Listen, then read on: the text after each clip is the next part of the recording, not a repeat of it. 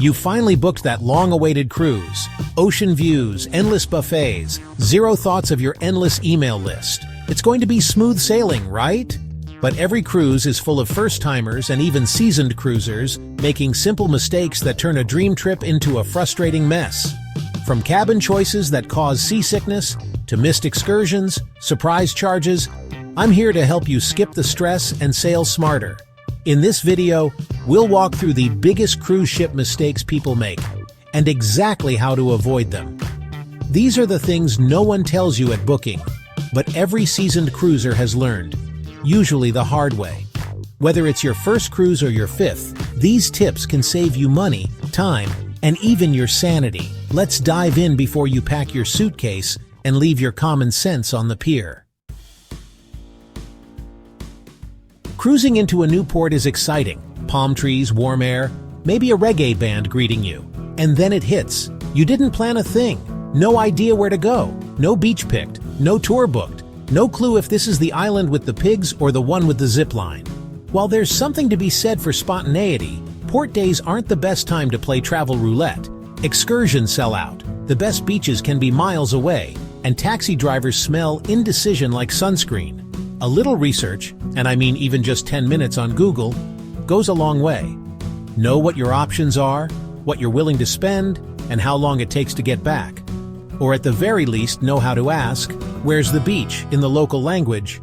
Trust me, aimless wandering is fine at the mall, not when your ship leaves at 4:30. Cruise lines love to say you can sail with just a birth certificate. And sure, that works, until it doesn't. If something goes wrong in a foreign port, say a medical issue, a family emergency, or even just a missed departure, you'll be in a mess without a passport. You'll need to find a U.S. embassy, file emergency paperwork, possibly wait days, all while your cruise ship is sailing merrily into the sunset. With a passport, one ticket, one plane ride, and you're home. Yes, they cost a little bit. Yes, it's annoying to take that photo where you look like a confused FBI suspect. But it's the one document that turns an international problem into a manageable inconvenience. Consider it your golden ticket, except it actually works at the airport. Cruise lines are amazing at many things, but short hold times and easy changes, not so much. That's where a travel agent comes in. And no, they're not outdated. They're your cruise concierge, price watchdog, and middleman between you and that dreaded call to customer service. Good agents don't cost you extra. The cruise line pays them. But the time and stress they save, that's priceless. They can reprice your cruise if it drops, help you decide between early or late dining. And when your cousin decides last minute to join your cruise, they'll add her, not you. Plus, if anything goes wrong mid-trip, you don't get stuck fighting the good fight alone. You get to text someone else and say, "Handle it." Now that's luxury. Let's be honest, not every port calls to every traveler. If you're not into snorkeling or beach lounging, a week of tropical islands might feel repetitive after day 2. Likewise, if cobblestone streets and Roman ruins aren't your thing, maybe save Europe for later. Also, and I say this with love, those 3- and 4-night cruises, they're a whirlwind. You just learn where the buffet is. And suddenly you're packing to leave. Longer cruises, 5 to 7 nights, offer more time to relax, get your bearings, and actually enjoy the ship. And picking ports that excite you means you'll look forward to every stop, not just count the days until disembarkation. Don't just go for cheap, go for "I can't wait to get there." Yes, every cabin gets you on the same ship, but not every cabin gets you the same experience. If you're sensitive to motion, skip the forward and aft cabins and stick to midship. It's steadier, quieter, and closer to most of the action, without the 3 a.m. nightclub vibrations. And if you're claustrophobic, maybe skip the inside cabins this time. Even 20 extra square feet can make a huge difference when you're sharing with a spouse, a suitcase, and 3 pairs of snorkel fins. And while a balcony isn't always necessary, it is nice to have your own slice of ocean view. Just don't book the cheapest cabin and then spend the whole week wondering if you made a mistake. Peace of mind is worth the upgrade. Main dining room food? Solid. But Royal Caribbean's specialty restaurants? Next level. Whether it's a perfectly cooked steak, sushi that rivals land-based spots, or a chef's tasting menu that makes you feel like royalty, specialty dining is worth a night or two. Some folks think, why pay extra when food is free? But a little splurge can make a big impression. You're not just eating, you're making a night of it. And for special occasions, birthdays, anniversaries, or just making it to vacation, it's a no-brainer. Book early, pick a night midway through your cruise, and enjoy the change of scenery and the extra nap afterward.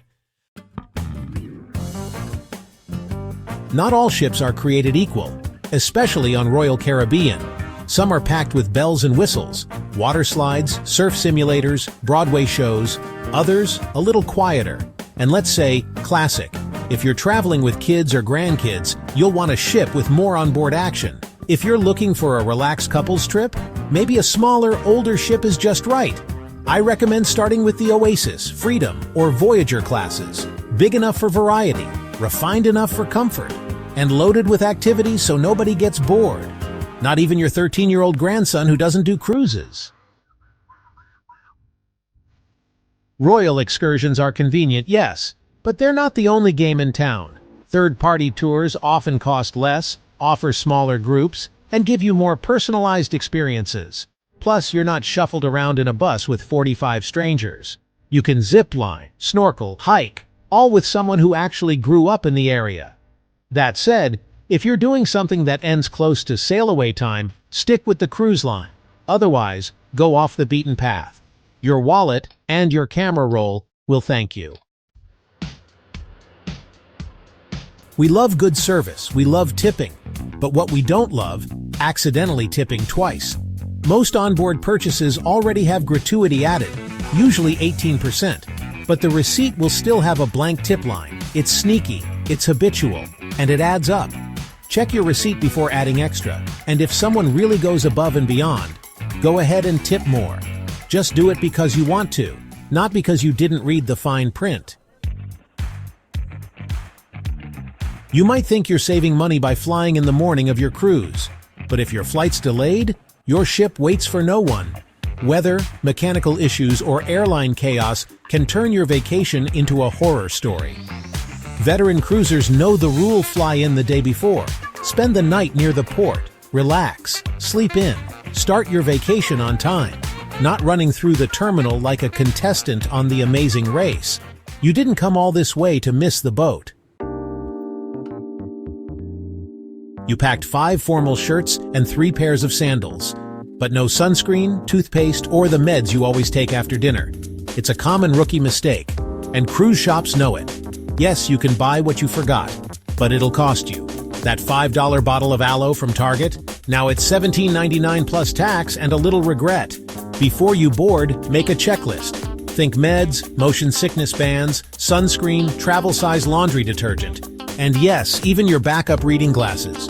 Your cabin doesn't come with a CVS in the closet. And that gift shop? It's not exactly budget-friendly. Many first-time cruisers spend the entire week orbiting between the buffet, the pool, and their cabin. It's easy to miss half the ship, especially if you don't take time to wander early on. From quiet lounges to adults-only pools, hidden hot tubs to late-night pizza stations, there's a lot tucked away beyond Deck 5. And that cafe you discovered on Day 6? Yeah, it was open the whole time. Take a walk on embarkation day. Check out every floor. You might stumble upon a perfect reading nook or a bar with 0 lines, while everyone else is at the main pool fighting for deck chairs. You get a printed schedule in your cabin each night, or it's loaded in the app. It lists every activity, show, trivia game, class, and event happening the next day. Many cruisers never read it. They wake up, wander around, and miss all the good stuff. The magic show? Gone. Free mimosas at art auction? Missed it. 90s music trivia in the schooner bar? You were napping. Reading the daily schedule takes 3 minutes. Circle a few things, make a loose plan, and thank yourself later. You didn't come all this way just to miss line dancing with Doris at 3 p.m. Look, it's great to be prepared, But if you've got a color-coded spreadsheet of everything from sunrise yoga to your 8:14 p.m. dessert, maybe take a breath. Cruises are meant to be enjoyed, not conquered. It's okay to skip the 11 a.m. Zumba and sip coffee on the deck instead. Or say no thanks to an excursion and relax by the pool. The best cruise moments often come from what you didn't plan. That random game show, that quiet evening with a sunset and no agenda. Give yourself some breathing room. You're on vacation. One thing you'll notice on cruise ships, bottled water adds up fast. You'll find water at the buffet, bars, and drink stations. But you'll need a container. And no, they don't give out bottled water for free, even if you look very thirsty. Bring a reusable bottle or tumbler. You can refill it throughout the day and carry it to shore excursions, shows, or up to that walking track you swore you'd try. Staying hydrated means more energy, fewer headaches, and less money spent on $4 Dasanis. It's a small item that makes a big difference. Plus, you'll look like a seasoned cruiser who's got it together, even if your sunglasses are still in the cabin. There you have it. 10 rookie mistakes you can now avoid with ease. Cruising with Royal Caribbean should be exciting, not stressful. Plan a little, research a bit, book smart, and most importantly, enjoy every moment. If you found this helpful, give us a like and subscribe to RoyalCaribbeanBlog.com for more no-nonsense cruise advice. Until next time, happy sailing, and may your towel animals always be upright.